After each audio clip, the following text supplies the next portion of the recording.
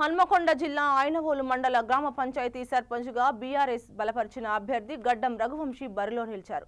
చదువుకున్న అభ్యర్థిగా, గ్రామ సమస్యలు తెలిసిన వ్యక్తిగా కత్తెర గుర్తుపై ఓటు వేసి తనను అత్యధిక మెజారిటీతో గెలిపించాలని గ్రామ ఓటర్లను గడ్డం రఘువంశీ కోరారు. ప్రజలకు సేవ చేయాలనే ఉస్మానియా యూనివర్సిటీలో ఉన్నత చదువులు చదివి తెలంగాణ పోరాటంలో జేఏసీ ఏర్పాటు చేసి తెలంగాణ కోసం కృషి చేసినట్లు తెలిపారు. గ్రామ అభివృద్ధి ప్రధాన ఎజెండాతో దృఢ సంకల్పంతో పోటీలో నిలిచానని తెలిపారు. మీ ఊరి బిడ్డగా వస్తున్నానని, మీ కష్ట సుఖాలలో పాలు పంచుకుంటానని, మీ సమస్యలే నా కుటుంబ సమస్యలుగా భావిస్తానని, అందుకే తన కత్తెర గుర్తుపై ఓటు వేసి అత్యంత మెజారిటీతో గెలిపించాలని గడ్డం రఘువంశీ కోరారు.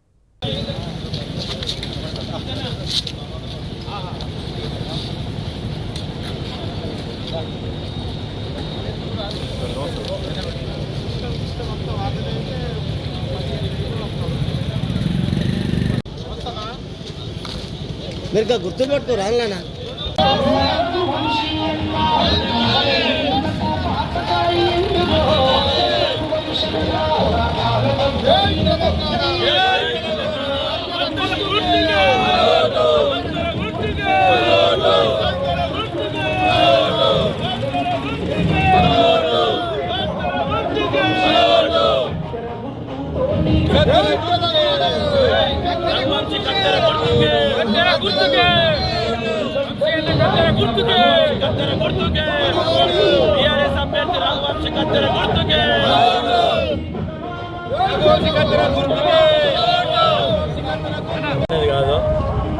ఏదో గ్రామ అభివృద్ధిలో ఒక యువకుడుగా తెలంగాణ ఉద్యమంలో హైదరాబాద్ ఉస్మానియా విశ్వవిద్యాలయం కేంద్రంగా మా బీఆర్ఎస్ బలపరిచినటువంటి గడ్డం రఘువంశీ అనేటువంటి అభ్యర్థి ఉస్మానియా విశ్వవిద్యాలయంలో తెలంగాణ కోసం దెబ్బలు తిని కేసుల పాలై జైలుకు పోయినటువంటి వ్యక్తి, తెలంగాణ కోసం ఉద్యమించినటువంటి వ్యక్తి రఘువంశీ ఈరోజు వాళ్ళ మాతృభూమికి ఏదైతే ఐనవోలులో పుట్టి పెరిగినటువంటి ఐనవోలుకు ఏదైతే అభివృద్ధి పథంలో ముందుకు తీసుకుపోవడానికి తన వంతు బాధ్యతగా ఈరోజు సర్పంచ్ ఎన్నికలలో ఈరోజు ఐనవోలు గ్రామ పంచాయతీ ఎన్నికల్లో భాగంగా తను నిల్చోవడం జరిగింది.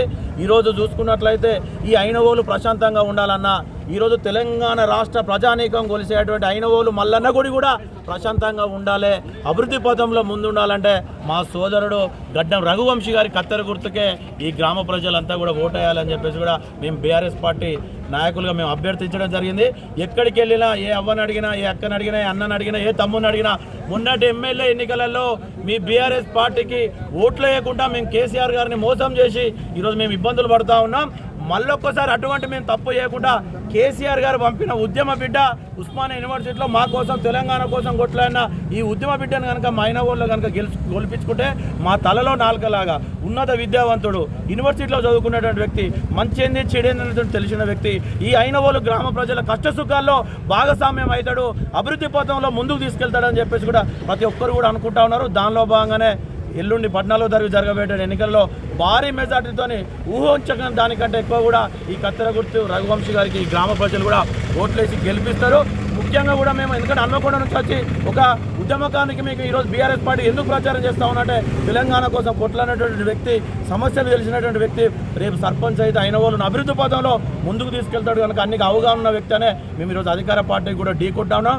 గతంలో పనిచేసిన అధికార పార్టీలో ఉన్న వాళ్ళు ఏం చేశారు, ఈ ప్రాంతంలో ఎంపీటీగా చేసి అనేకమైనటువంటి అవినీతి అక్రమాలు చేసినటువంటి వ్యక్తి ఇలా కాంగ్రెస్ పార్టీలో ఉన్నాడు. అటువంటి వ్యక్తిని ఓడించి ఉన్నత విద్యావంతుడైనటువంటి రఘువంశీని గెలిపించాలని చెప్పేసి కూడా మేము పిలుపునిస్తా ఉన్నాం. మరొకసారి చెప్తా ఉన్నాం, ఐనవోలు గుడి, ఐనవోలు ప్రజలు, ఐనవోలు గ్రామాభివృద్ధి జరగాలంటే గడ్డం రఘువంశీతోనే అవుతుంది.